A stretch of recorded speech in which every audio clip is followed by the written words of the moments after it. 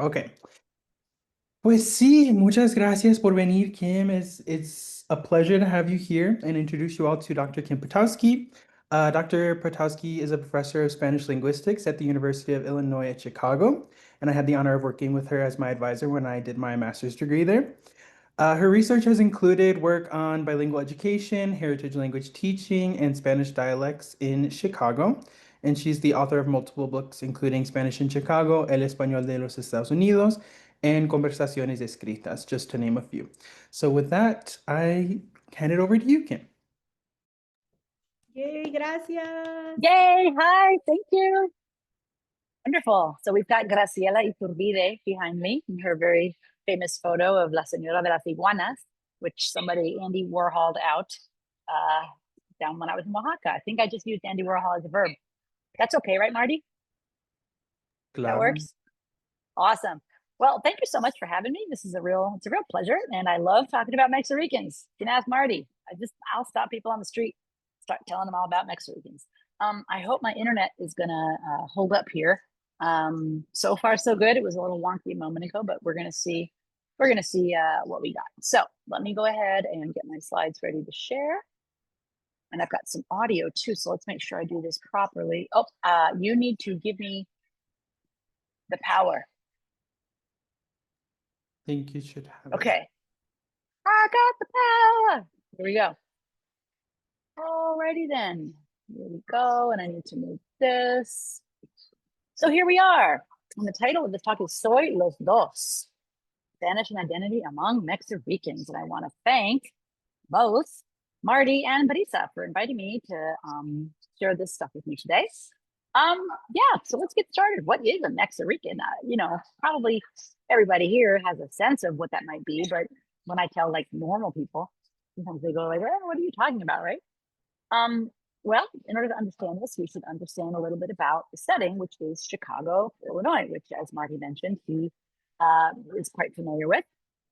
So up until 2010, Chicago was the second largest U.S. Mexican population outside of LA, and we were the second largest Puerto Rican population outside of New York, right? So that's a lot of Mexicans and a lot of Puerto Ricans, okay? A little more recent data shows us that as far as the MSA, y'all know that the MSA, the Metropolitan Statistical Area, comprises a much larger area, okay? So if you're looking at MSAs, we are number 7 in the country, but we have something a little different in our composition. If you look at most of the other places, Mexican is 89%, 88%, 85%, right? It's like super predominantly Mexican. We are predominantly Mexican in our local Latino population, but we've got almost 10% Puerto Rican population, right? Which makes us a little bit more like New York in that sense with our diversity. Nowhere near New York, but I'm just saying we have some enough numbers there that makes studying dialect context a little more feasible, okay? Miami also, of course, has a lot more variety. And if we're looking just at the city, not the MSA, but the city, you'll see that Chicago, we're number 5 in the list of US Latino cities. However, we are the only large city where for over 50 years, several generations, Mexicans and Puerto Ricans have been living together, working together, marrying each other, having kids, okay?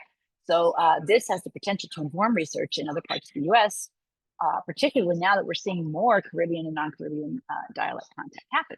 Now, para poder entender bien el español de Chicago, hay que saber un poco más sobre nuestro contexto. So if I may, I'd like to share a little bit about our context. Right now, as of today, we've got 8 Mexicanos for every Boricua.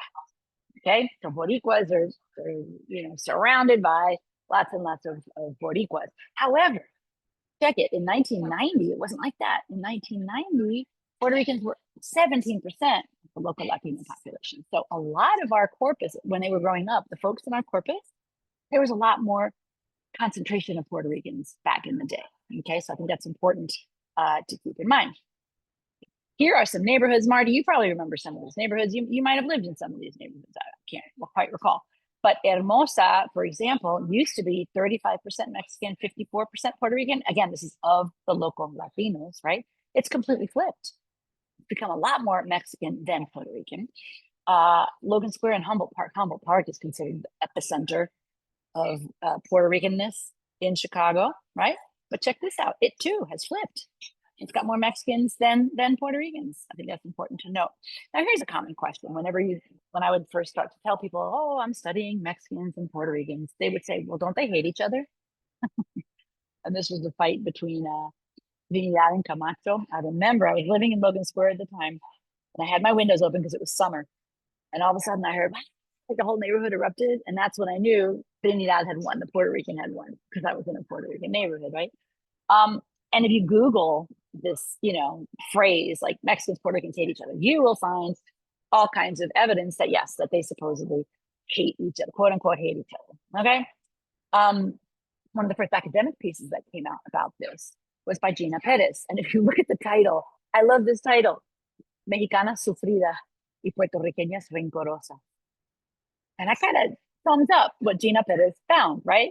She found that Puerto Rican women accused the Mexican women, this is all in Chicago, of course, of being sufridas, right? Because their husbands mistreat them and they still stay, blah, blah, blah. But yet the Mexican women considered this a virtue, right? Their patience and their forgiveness, etc.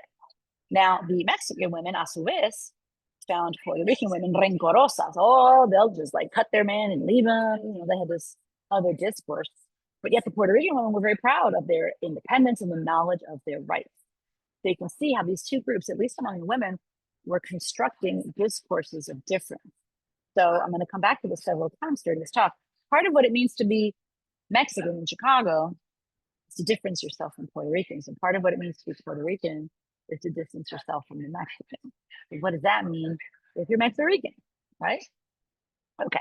Now, what about their ideologies about each other that were found a little bit later? De Genova and Ramos Sayas have this wonderful book. I really, really recommend it. I think very frequently we don't read enough in education. We don't read enough in Latin American Latino studies.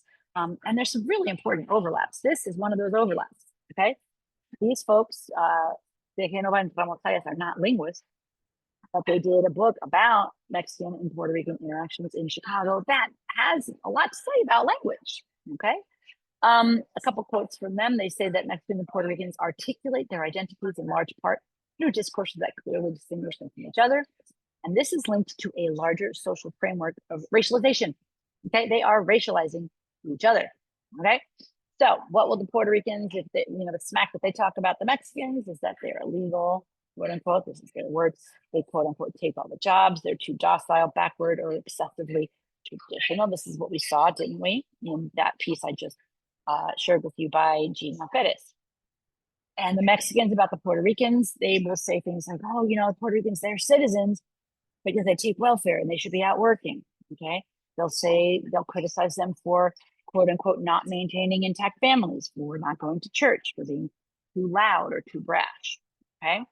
Now, what about each other's Spanish? As I said, they're not linguists, but this book is really interesting because they did ask them about each other's Spanish. And I love this quote here. Far from being a feature that unites these two groups, the Spanish language was found to be an especially salient object around which to produce difference.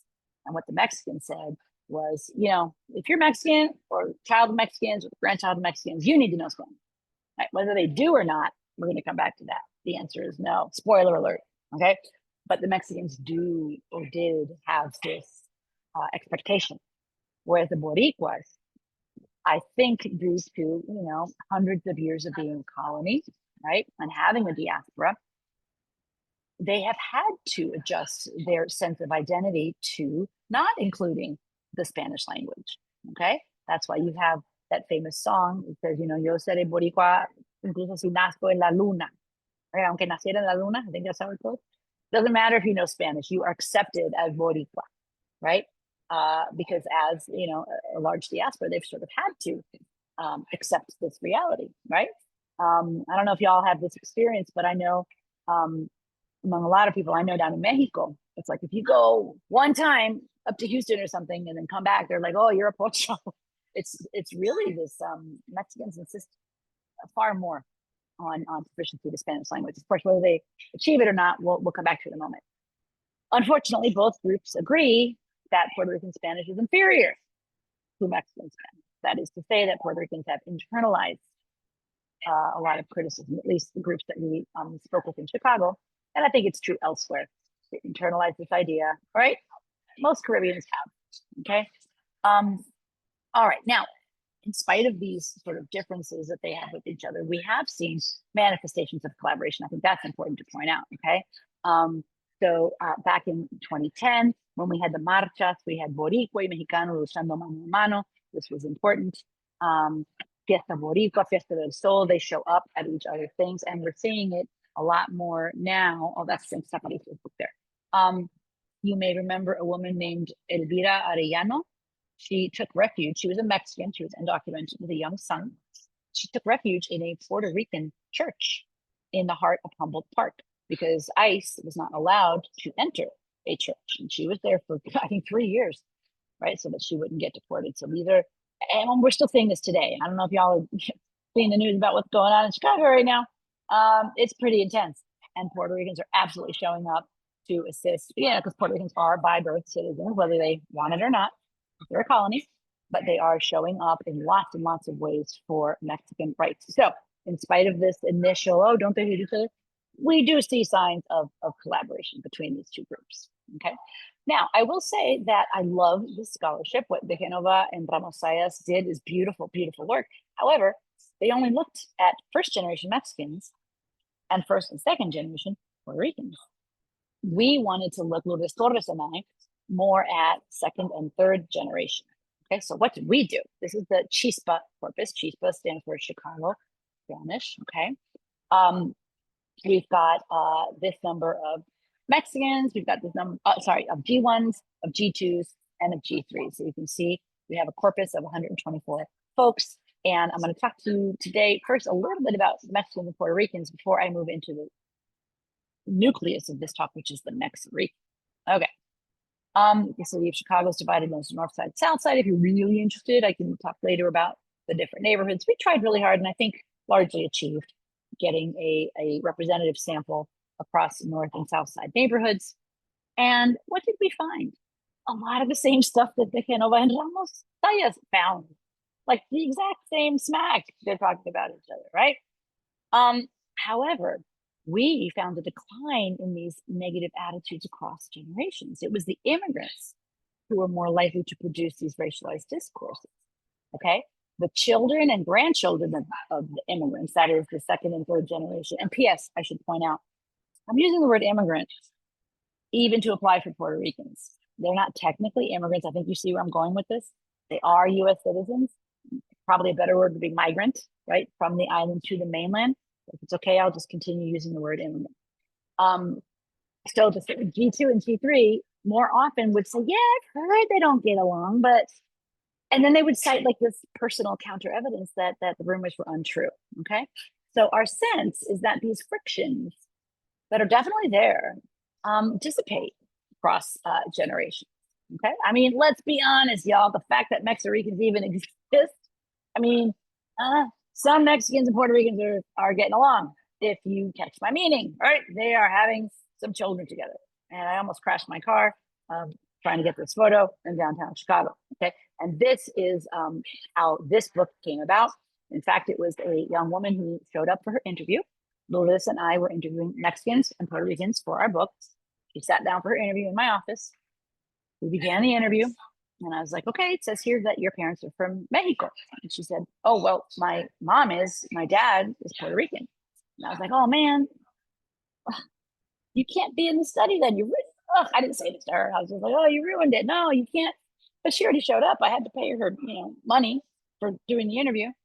So I was like, okay, let's just talk anyway, right? And oh my God, it was fascinating. She was just, and that's when the light went on and I said, this is a separate book. This is a whole separate world of the Mexicans. And that's how this other book was born. Okay. So before I show you, and I think it's important to show you what Chicago Mexicans and Puerto Ricans think about each other's Spanish, I do want to point this out. This is probably not going to shock anybody here. Proficiency declines across generations. If you want to know how we measured proficiency, I will direct you to the book. It's not perfect, okay? We used a modified ACTFL OPI scale, okay, which has its issues. I will say we had large inter-rater reliability, And we had lots and lots and lots of grad students, just like a lot of you here over the years, assist us in rating these speech samples and assigning them a scale of 1 or 0, actually, one being very, very low and 5 being what we call very, very high, according to a bunch of criteria. So this shouldn't surprise anybody. The G1s were, pretty much at ceiling, right? They're the immigrants, people who came after the age of 9. The second generation, it decreased, and third generation, right? These are the grandchildren of immigrants. It's down to 2.77 on a scale of 1 to 5. But this 2.77 is inflated. Why is it inflated? It's not because Lourdes and I are liars and we inflated it falsely. It's because the only G3s who would agree to sit down with us and do an interview in Spanish for an hour, right, are going to be folks who feel they have enough Spanish to do it, right? How many third generation Latinos in Chicago do you think we approached and said, hey, ¿quieres sentarte conmigo a hablar un poco en español? It's okay if you switch into English, pero pues es para ver un poco tu español. How many of them said, oh no, hell no, I ain't gonna do it, right? And how many of them, some of them may have been sort of lowering, thinking more that their proficiency was lower than it actually was. That we know that happens. But how many of them really probably could not have carried out a conversation using a lot of Spanish, right? Maybe their proficiency would be a 1 or a 0, maybe 2, if we could have measured and counted, right? Included here, the proficiency of those types of individuals. You see my point here? This 2.77 would be a lot lower. So keep in mind that this 2.77 is inflated to include self-selected folks. Okay. Right. Let's see. This is similar to what we found around the US about people who say they speak Spanish well, right? Oh, yeah. The decline that we found in Chicago,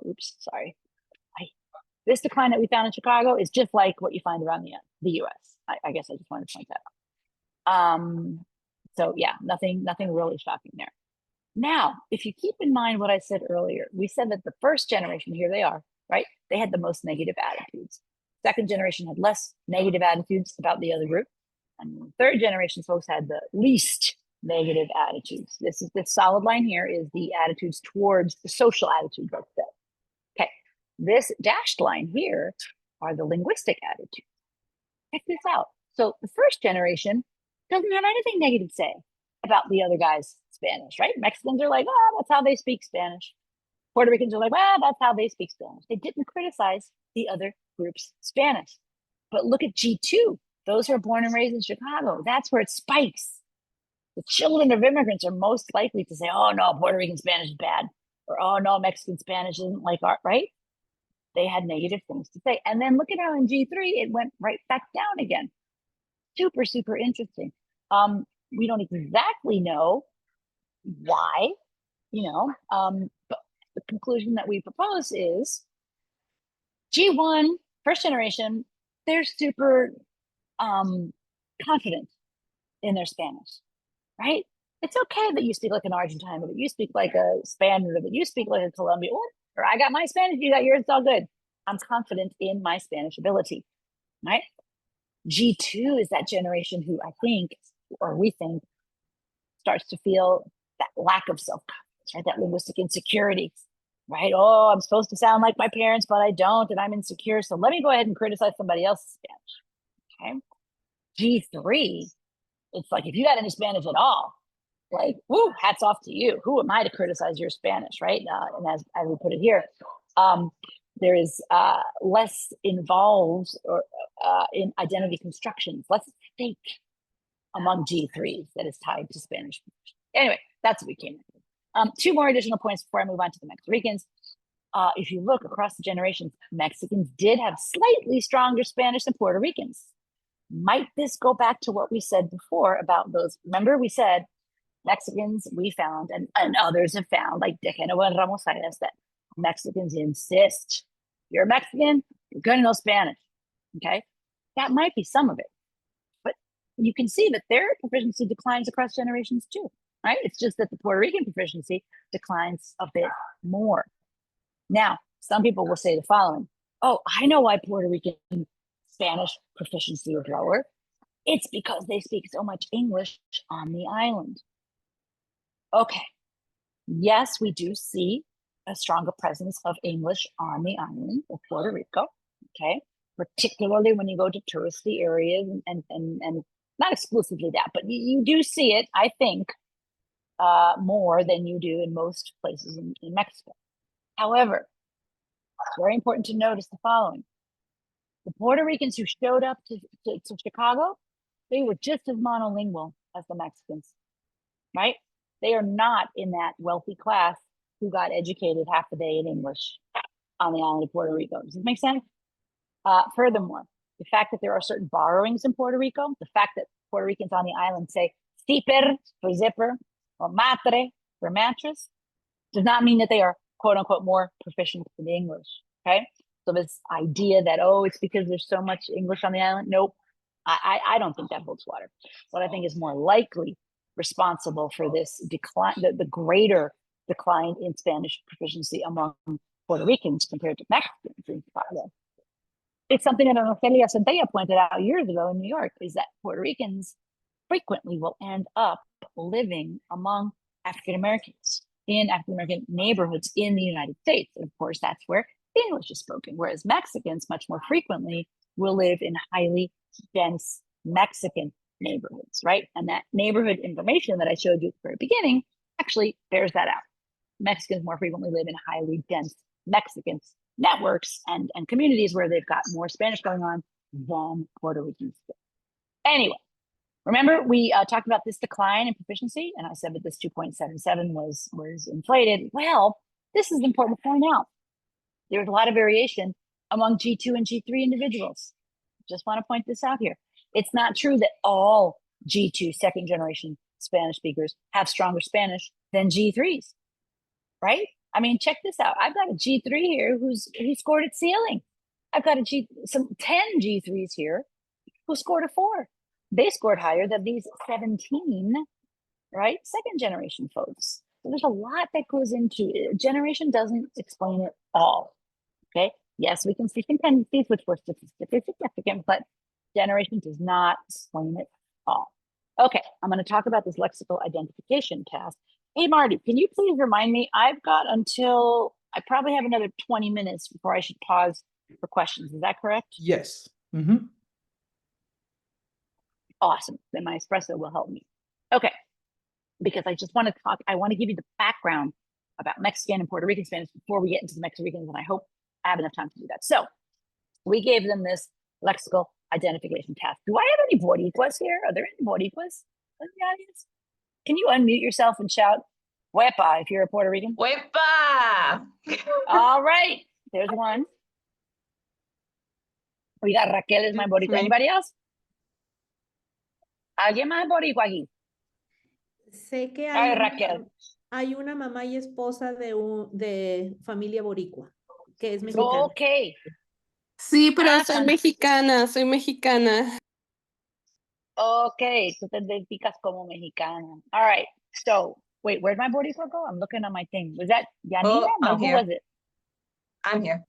Raquel. ¿Quién fue? Perdón. Raquel.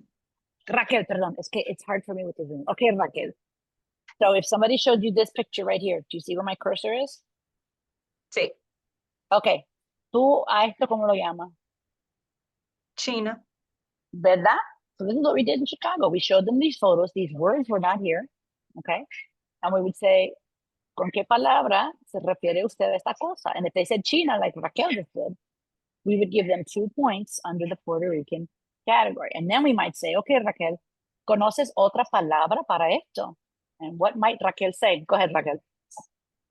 Naranja. So if she says naranja, we will give her 1 point under Mexican. Does that make sense? The first word gets 2 points. The second word, if they say one, gets 1 point. Okay? Raquel, ¿te parece que todo esto, las palabras boricuas aquí están bien? Pantalla, gafas, guineo, bizcocho, right?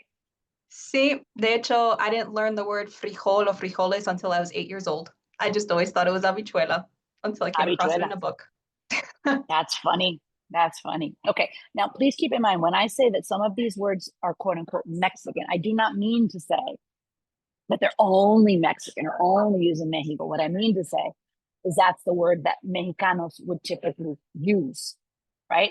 Nor do I mean to say that this is only what, only Boricuas say bobo, right? But what I mean to say is that is the word that Mexicanos will use. P.S. You guys, I didn't know the following. So like Raquel, although I wasn't 8 years old, I was like 50 years old when I learned that in the UK, they don't call it a pacifier. Do you know what they call it? Marty, do you know what they call a pacifier in the UK? Dummy? Yes, a bobo, a dummy. Mind blown. Okay, anyway, this is the lexical identification task that we gave these folks, right? I already explained the puntuación, blah, blah, blah. Predicciones. We thought the Puerto Ricans would know a lot more Mexican lexicon than vice versa. Why? Because there's 8 Mexicans for every Puerto Rican in Chicago, right? We also thought that G1s wouldn't know a whole lot of the other guys' lexicon. G2s would know more of the other guy's lexicon, and G3s would know even more of the other guy's lexicon. Why? Because G3s not only are raised in Chicago, but so are their parents, exposed to the other group's lexicon, right? Those were our predictions. But first, somebody had to go to Mexico and to Puerto Rico and test people who had never left those locations to see how familiar they were with those words. So, I took one for the team, okay? Went down there and tested, this is what you have to do in linguistics sometimes. You just gotta, so here's what I found. Mexicans who've never left Oaxaca, okay? Of course, they scored it stealing on the in-group. The first word they said was always a Mexican word, and they know nothing, 0.8. They don't know any of the, what we're calling Puerto Rican lexicon, okay? Then in Puerto Rico, I didn't actually go to Puerto Rico for this. We had Luis Ortiz Lopez, one of his graduate students, did this for us.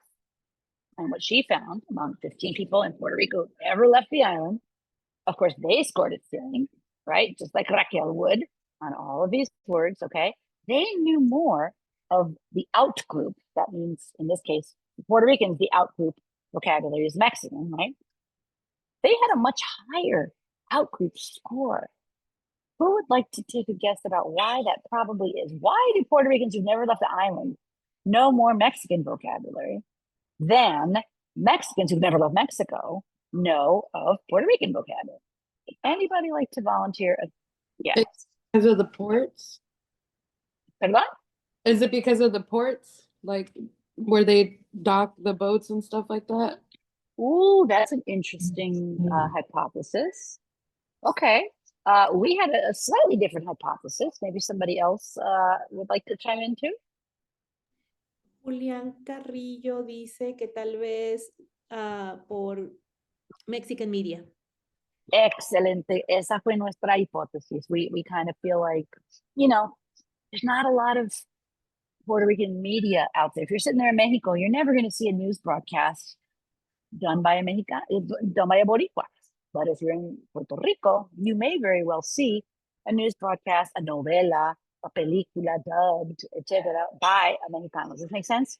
So, but don't you agree that number is still pretty low? I mean, 4.67 is still pretty darn low. Okay, now we're going to come to Chicago. Ready? And here's what I just showed you. Homeland means the people who never left Puerto Rico or Mexico. Here's that 0.8 of the Mexicanos. Remember, the blue bar is Mexicanos, and the orange bar is Puerto Rican. We said it was 4.67, right? What I just showed you here it is. Okay, let's look at the let's look at the generations in Chicago. What do we see? We see that when you live in Chicago, boom, your out group means the other guy's lexicon, your out group goes way the heck up, okay? But it's way higher for the Puerto Ricans. Puerto Ricans know quite a bit of what we're calling Mexican lexicon, right? Mexicans know a lot more than they did when they were back in Mexico, okay? But what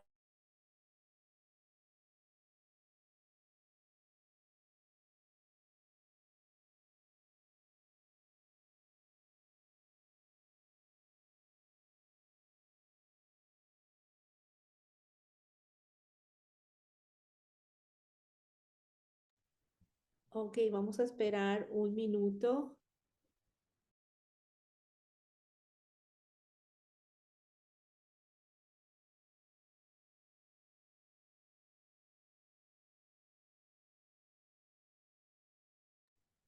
Creo que la doctora Potowski tiene problemas de internet, ¿verdad? Vamos a esperar un minuto.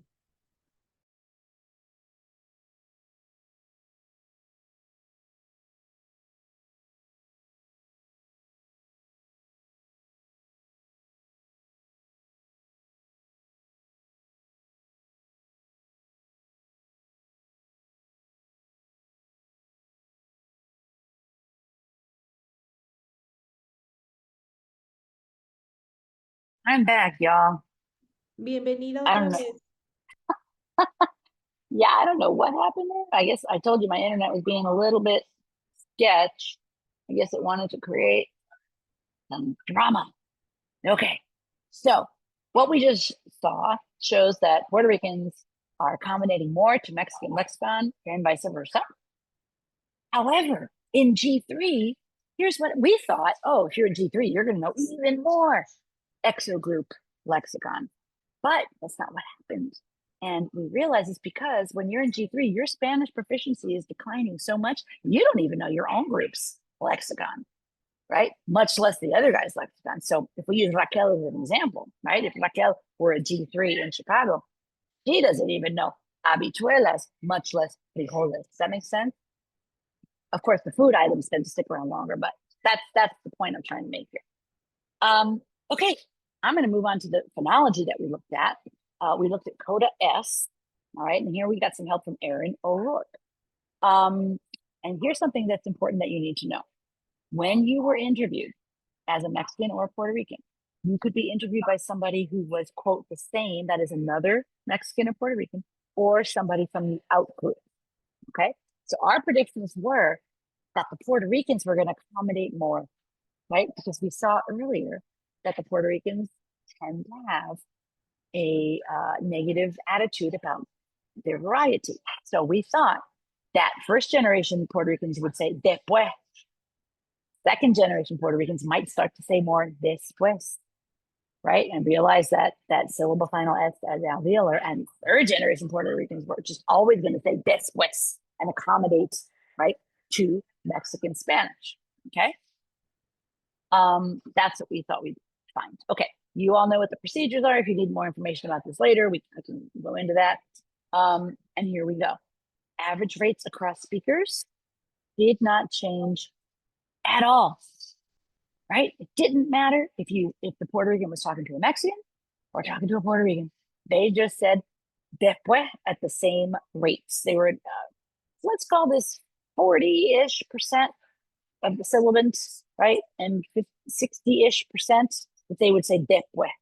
They didn't care who they were talking to. So here, nope, no differences according to the interlock. Okay. And we thought, remember, intergenerationally, we thought that the G1s would say después, G2s might say a little more después, and G3s would totally say después all the time. Nope, absolutely not. They don't, nope, they are keeping that Puerto Rican phonology across generations. Okay. So I'm now wrapping up the Mexican and Puerto Rican part in order to get into the Mexican part. Conclusiones. En el camino hacia el desplazamiento, language shift. El español boricua de Chicago. I have to move my thing here so I can read what I wrote here. Eso sucumbe a la presión léxica del español mexicano y también a la del inglés. Sin embargo, mantiene la S debilitada. Okay? So I like to say that it, I don't like to say it, but I think one can say it dies with its phonological boots on. Puerto Rican Spanish does. We all know Spanish is being lost intergenerationally, right? So here you have that. But at least, Puerto Rican Spanish, when it is fading away, it is fading away as Puerto Rican, right? With its Puerto Rican phonology. Okay, summary until nouns. These tensions and negative stereotypes appear to be dissipating.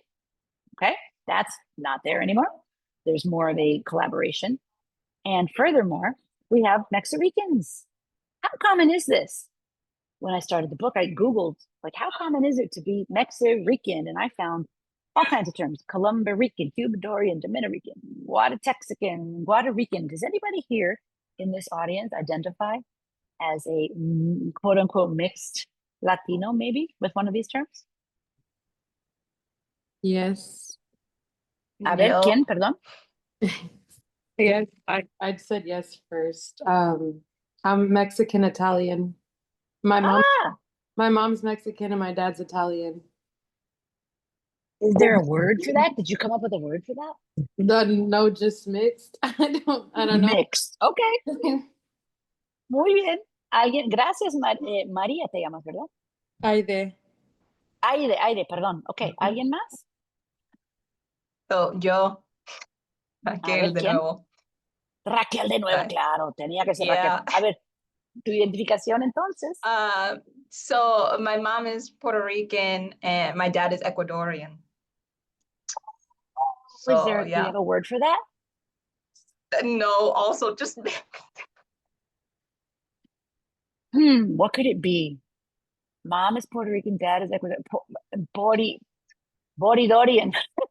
I guess that, I'll propose it. Ecuadorian. Puerto Rican, that sounds good. Ecuadorian. Ooh, I kind of like Ecuadorian. Okay. Well, anyway, if we look around the US, we see a lot of this.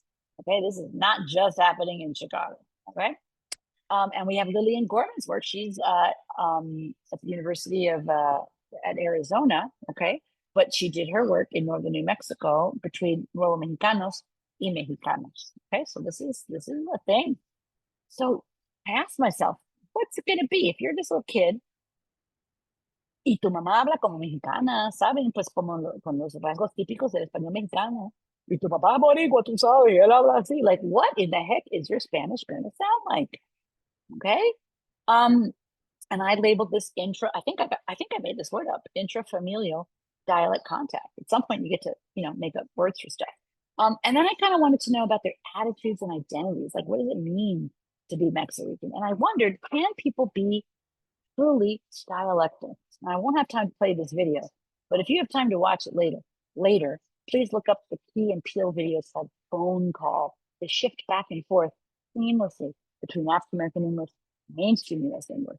And they do so, I believe, because both of them have one Black parent and one white parent. Okay, they were raised from birth, with both dialects of English.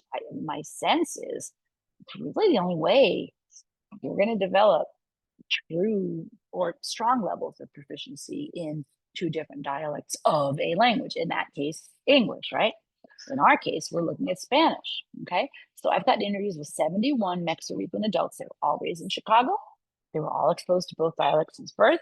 I looked at vocabulary. I looked at coda S. I actually looked at that. Right. Raquel, can you tell us, how that vibrante múltiple can be realized among in Puerto Rican Spanish? Yeah, so sometimes you get that R, but also sometimes R's are switched out for like L's. Like that L sound. Correct. That's right. Bad Bunny, for example, I don't think there's no coda R that he has never lateralized into an L. That's definitely true. This one here is the double, though. It's the múltiple.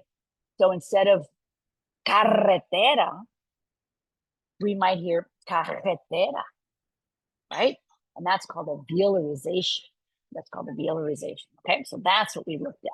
I think we should go back and look at what you just said, Raquel, and look at the lateralization, that calta and vuelta, mi amor, and all that stuff.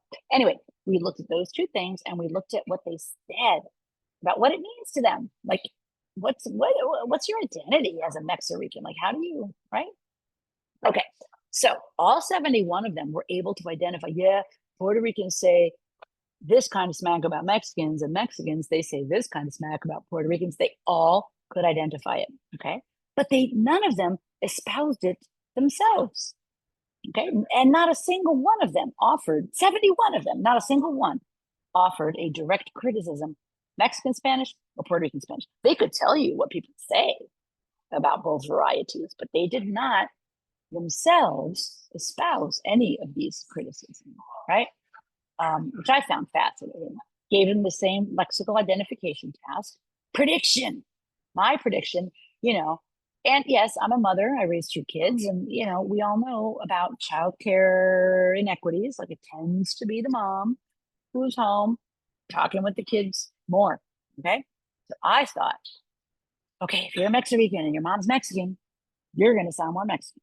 And if your mom's Puerto Rican, you're going to sound more to Puerto Rican. Does that seem logical to you? Who thinks that was a logical hypothesis? Anybody? Especially my moms out there. Maybe the moms are like, oh yeah, that's completely logical. Okay. And there has been research on the role of the mother in dialect transmission, not just language transmission, dialect transmission. This is fascinating, but I won't have time to go into it. You can go check it out later. Anyway, here is what I found. If you have a Puerto Rican mom, you will be a little bit higher on the Puerto Rican vocabulary, on the lexicon. You're going to know more habichuela, bobo, guineo, right? Like Raquel said, you will know more of those Puerto Rican words if your mom was the Puerto Rican as opposed to your dad, okay? And that difference was significant. However, when you break it down, this looks really messy and scary, but don't be scared. What this is telling us, this line right here says, you've got equal Mexican and Puerto Rican vocabulary. If you are left of this line, if you're up in this quadrant here, I guess it's not a quadrant. What is that? I don't know. This half of the thing, okay?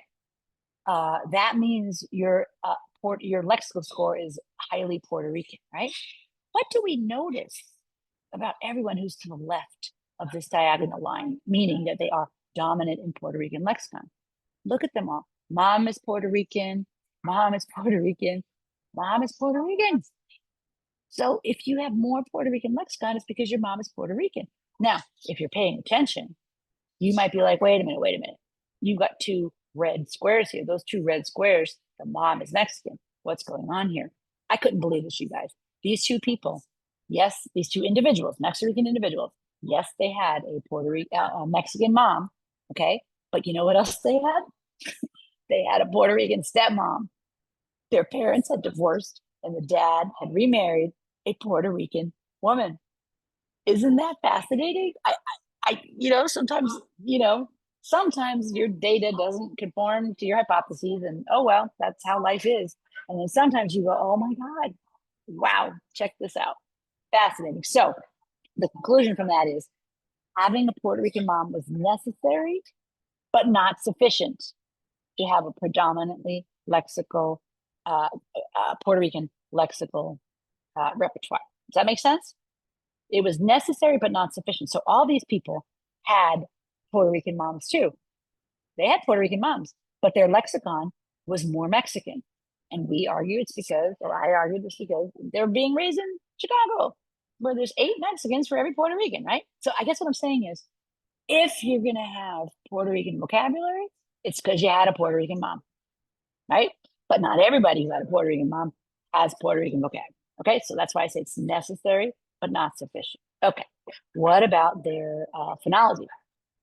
Here we looked at their weakened coda S, and we see when your mom is Puerto Rican, right, you do have a slightly higher weakening rate of that coda S, but it was not statistically significant. So I was like, man, wah, wah.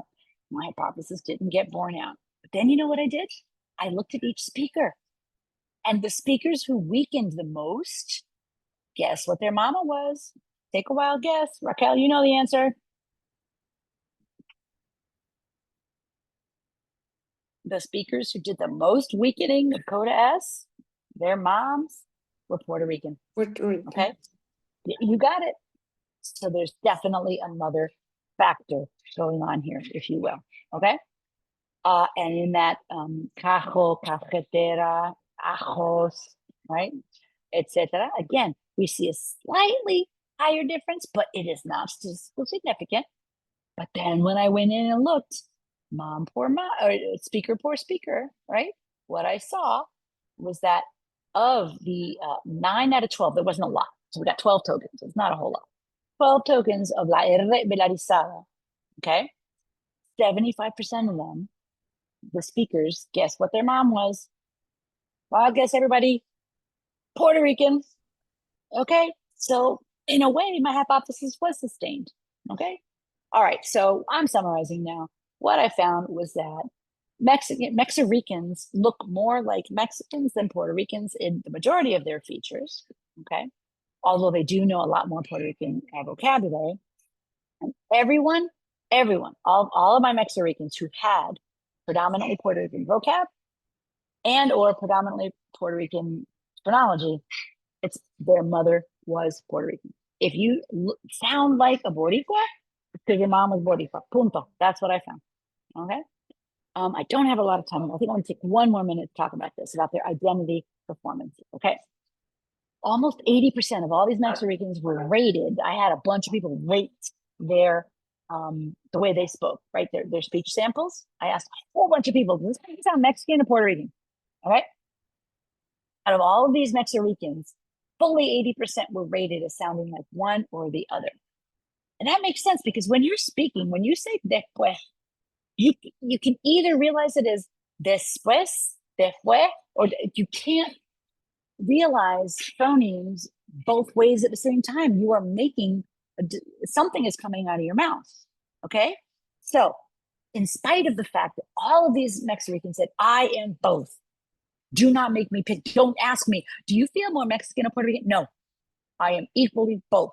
However, when you open your mouth and Spanish comes out, you can either do Mexican or Puerto Rican, right? I mean, yes, you can weave them together, I suppose, if you wanted, but nobody did that. Nobody did that. I should say 80% were rated as sounding one or the other. Isn't that fascinating? And I think it's important to note what Bani Urcioli says here. Your accent, right? The way people hear you is, quote, not simply phonetic variation produced by your place or language of origin. It is a semiotic complex through which people locate you. Okay. They got challenged all the time, these Mexicans, right? One young woman said, I was with my cousins, y yo estaba tratando lo más que yo podía para hablar como boricua, and then a Mande slipped out. As soon as that Mande slips out, they're like, you're not one of us. And they other her as Puerto Rican. This young man said, oh, the Puerto Rican, he had some really bad tales to tell. When I was a little boy, I was at my tia's house, my Mexican aunt's. I'm the only Puerto Rican. And I said, Titi, quiero un pedazo de bizcocho con una cuchara al lado. Now, if you know Mexican Spanish, you might know that bizcocho is a vulgar term for female anatomy. So he basically asked, I'm not going to say it, what he asked for. And then the Titi turned around and slapped him. Right. So this poor kid is like, I'm just saying the word that I know. Right. And oof, that has some negative consequences. I won't have time to go into all this, but if you're Mexican, if you're Mexican, you don't have a Mexican head and a Puerto Rican head, right? That is fully, right? Just like if you're bilingual, you don't have a Spanish head and an English head that are joined at the neck, right? That's just not how bilingualism works. That's not how bidialectal.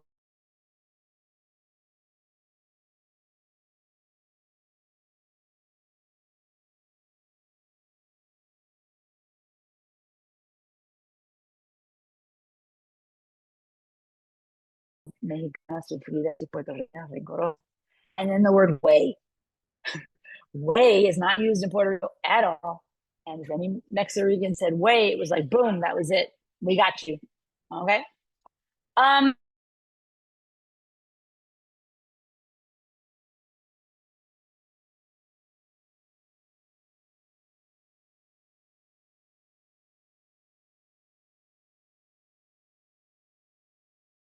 Etc. The use of flags, they employed these symbols a lot.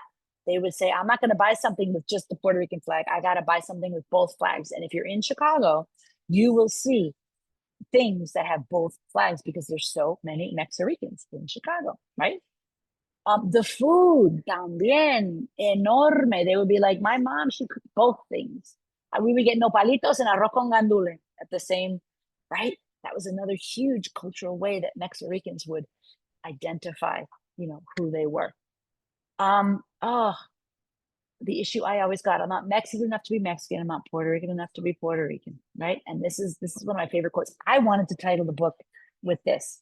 Si yo te corto, his friend is tired of him complaining about how he's, ni el uno ni el otro.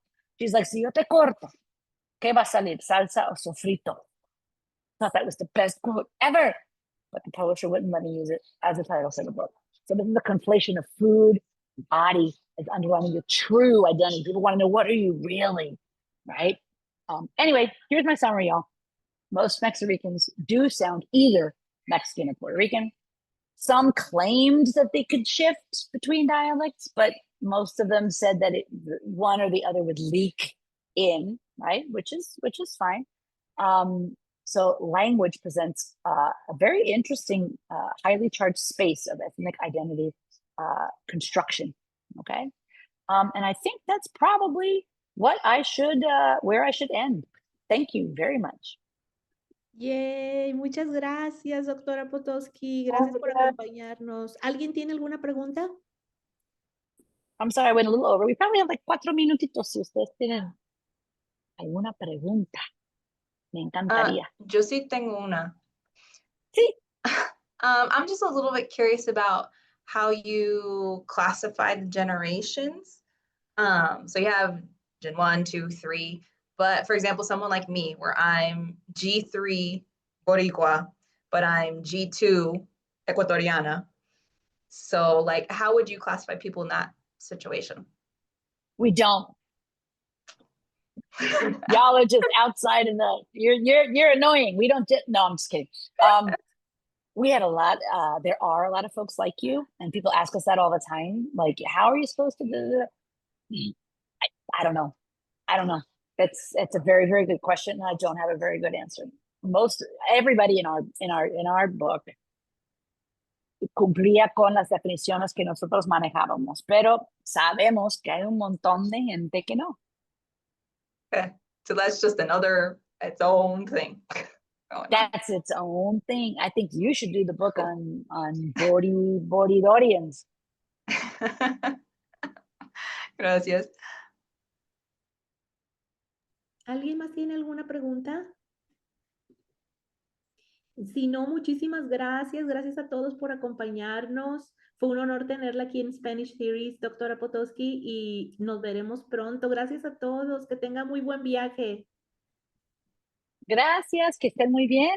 Y pues sí, Gracias. espero que esto les haya inspirado quizás a hacer algún estudio about dialect contact. What kind of mezclas do you have there in Nuevo México? Besides what Lillian did with the Nuevo Mexicanos y Mexicanos, ¿tienen alguna otra mezcla? Y aparte de lo que Raquel nos contó.